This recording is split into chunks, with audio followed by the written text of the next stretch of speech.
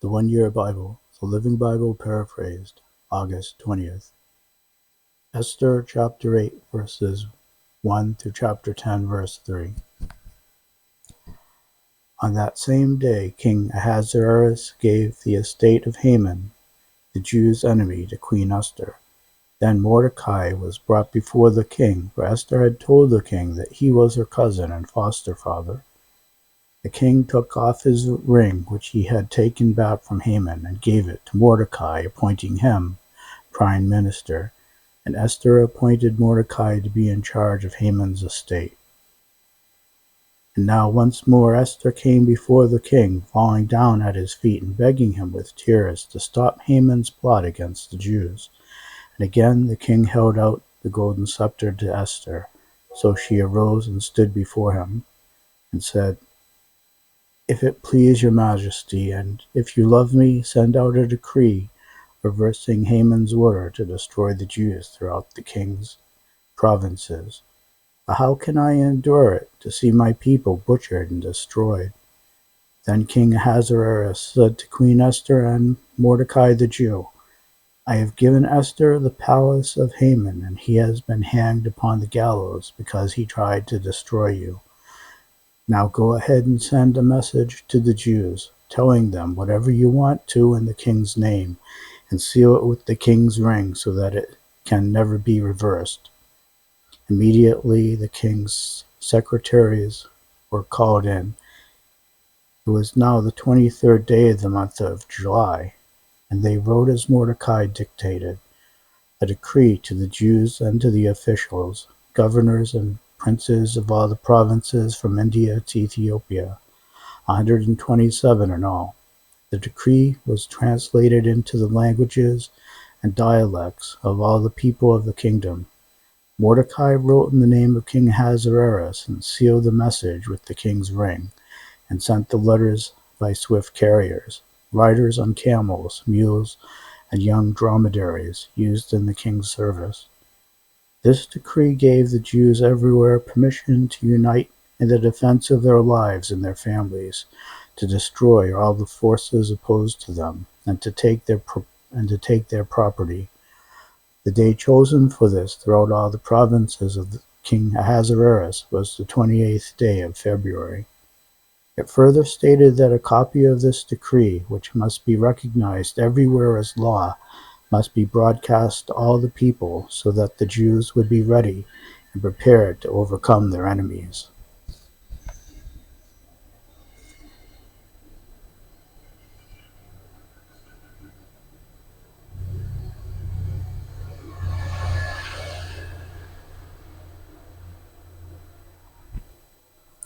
So the mail went out swiftly, carried by the king's couriers, and speeded by the king's commandment. The same decree was also issued at Shushan Palace. Then Mordecai put on the royal robes of blue and white, and the great crown of gold, with an outer cloak of fine linen and purple, and went out from the presence of the king, through the city streets filled with shouting people. And the Jews had joy and gladness, and were honored everywhere. And in every city and province, as the king's decree arrived, the Jews were filled with joy, and had a great celebration, and declared a holiday. Many of the people of the land pretended to be Jews, for they feared that what the Jews might do to them. So on the 28th day of February, the day of the two decrees of the king were to be put into effect, the day the Jews' enemies had hoped to vanquish them, though it turned quite out to the contrary. The Jews gathered in their cities throughout all the king's provinces to defend themselves against any who might try to harm them. But no one tried, for they were greatly feared. And all the rulers of the provinces, the governors, officials, and aides, helped the Jews for fear of Mordecai. For Mordecai was a mighty name in the king's palace, and his fame was known throughout all the provinces, for he had become more and more powerful. But when the Jews went ahead on that appointed day and slaughtered their enemies, they even killed 500 men in Shushan. They also killed the 10 sons of Haman, son of Hammedatha, the Jews' enemy, Parshandatha, Dalphon, Az, Appa, Poratha, Ad, Eliah, Idatha, Parm, Ashta, Arsai, Ardai, and Ve'izatha, but they did not try to take Haman's property. Late that evening, when the king was informed of the number of those slain in Shushan, he called for Queen Esther. "The Jews have killed 500 men in Shushan alone," he exclaimed, "and also Haman's 10 sons. If they have done that here, I wonder what has happened in the rest of the provinces. But now, what more do you want? It will be granted to you. Tell me, and I will do it." And Esther said, "If it please your majesty, let the Jews who are here at Shushan do again tomorrow, as they have done today, and let Haman's 10 sons be hanged upon the gallows." So the king agreed, and the decree was announced at Shushan, and they hung up the bodies of Haman's 10 sons. Then the Jews at Shushan gathered together the next day also, and killed 300 more men, though again they took no property. Meanwhile the other Jews throughout the king's provinces had gathered together and stood for their lives, and destroyed all their enemies, killing 75,000 of those who hated them, but they did not take their goods. Throughout the provinces this was done on the 28th day of February, and the next day they rested, celebrating their victory with feasting and gladness. But the Jews at Shushan went on killing their enemies the second day also, and rested the next day, with feasting and gladness.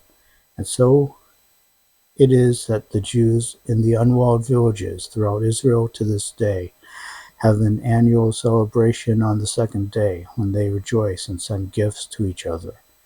Mordecai wrote a history of all these events, and sent letters to the Jews near and far, throughout all the king's provinces, encouraging them to declare an annual holiday on the last 2 days of the month, to celebrate with feasting, gladness, and the giving of gifts, these historic days when the Jews were saved from their enemies, when their sorrow was turned to gladness and their mourning into happiness. So the Jews adopted Mordecai's suggestion and began this annual custom as a reminder of the time when Haman, son of Hammedatha the Agagite, the enemy of all the Jews, had plotted to destroy them at the time determined by a throw of the dice, and to remind them that when the matter came before the king, he issued a decree causing Haman's plot to boomerang, and he and his sons were hanged on the gallows. That is why this celebration is called Purim, because the word for throwing dice in Persian is pur. All the Jews throughout the realm agreed to inaugurate this tradition and to pass it on to their descendants and to all who became Jews. They declared they would never fail to celebrate these 2 days at the appointed time each year. It would be an annual event from generation to generation, celebrated by every family throughout the countryside and cities of the empire, so that the memory of what had happened would never perish from the Jewish race. Meanwhile, Queen Esther, daughter of Abihail, and later adopted by Mordecai the Jew, had written a letter throwing her full support behind Mordecai's letter inaugurating his annual feast of Purim. In addition, letters were sent to all the Jews throughout the 127 provinces of the kingdom of Ahasuerus with messages of goodwill and encouragement to conform these 2 days annually as the Feast of Purim, decreed by both Mordecai the Jew and by Queen Esther. Indeed, the Jews themselves had decided upon this tradition as a remembrance of the time of their national fasting and prayer. So the commandment of Esther confirmed these dates, and it was recorded as law.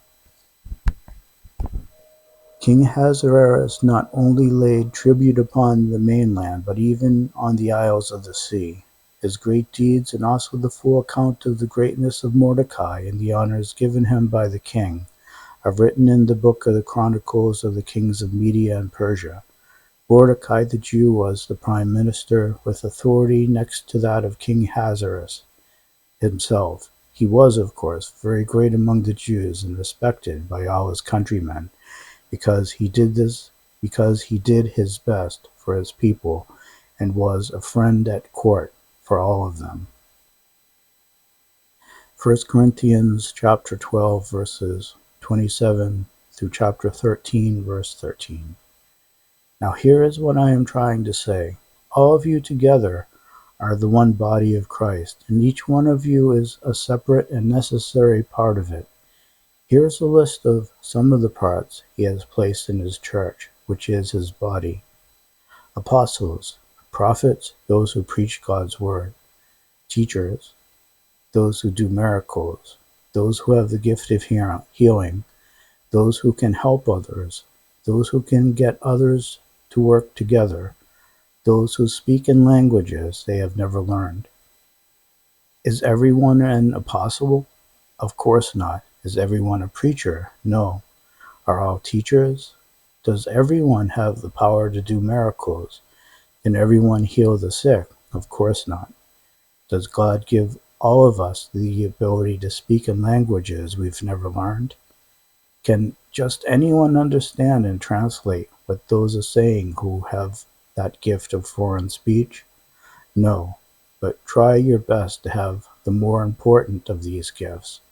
First, however, let me tell you about something else that is better than any of them. If I had the gift of being able to speak in other languages without learning them, and could speak in every language there is in all of heaven and earth, but didn't love others, I would only be making noise. If I had the gift of prophecy and knew all about what is going to happen in the future, knew everything about everything, but didn't love others, what good would it do?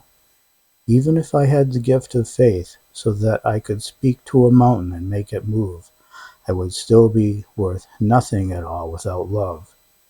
If I gave everything I have to the poor people, and if I were burned alive for preaching the gospel but didn't love others, it would be of no value whatever.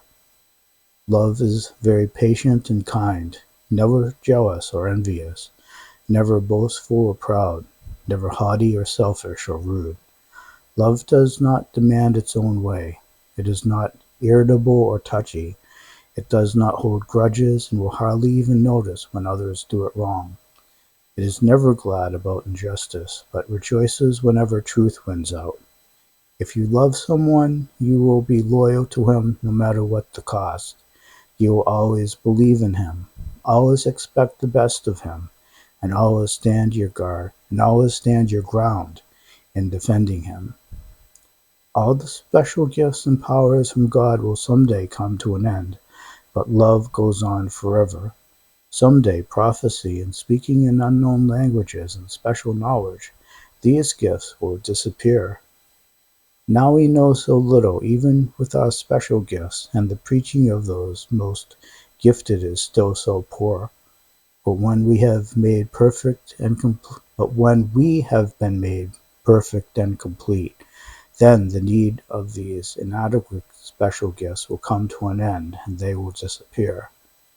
It's like this. When I was a child, I spake and thought and reasoned as a child does. But when I became a man, my thoughts grew far above those of my childhood. And now I have put away the childish things.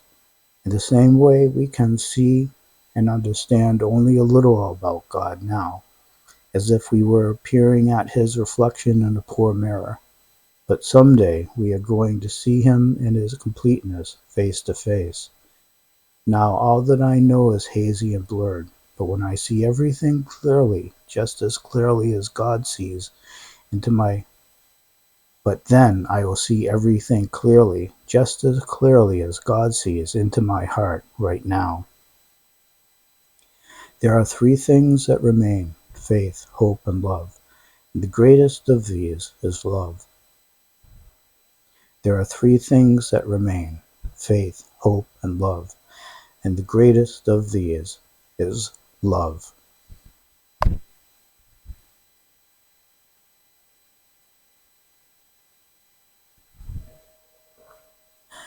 Psalm 37 verses 1 through 11. Never envy the wicked, soon they fade away like grass and disappear. Trust in the Lord instead, be kind and good to others, then you will live safely here in the land and prosper, feeding in safety. Be delighted with the Lord, then he will give you all your heart's desires. Commit everything you do to the Lord. Trust him to help you to do it, and he will. Your innocence will be clear to everyone.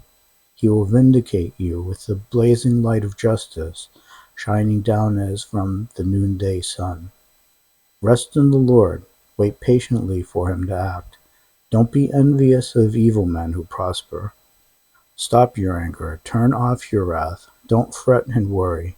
It only leads to harm. For the wicked shall be destroyed, but those who trust in the Lord shall be given every blessing. Only a little while and the wicked shall disappear. You will look for them in vain. But all who humble themselves before the Lord shall be given every blessing and shall have wonderful peace. Proverbs chapter 21 verses 23 to 24. Keep your mouth closed and you'll stay out of trouble. Mockers are proud, haughty, and arrogant.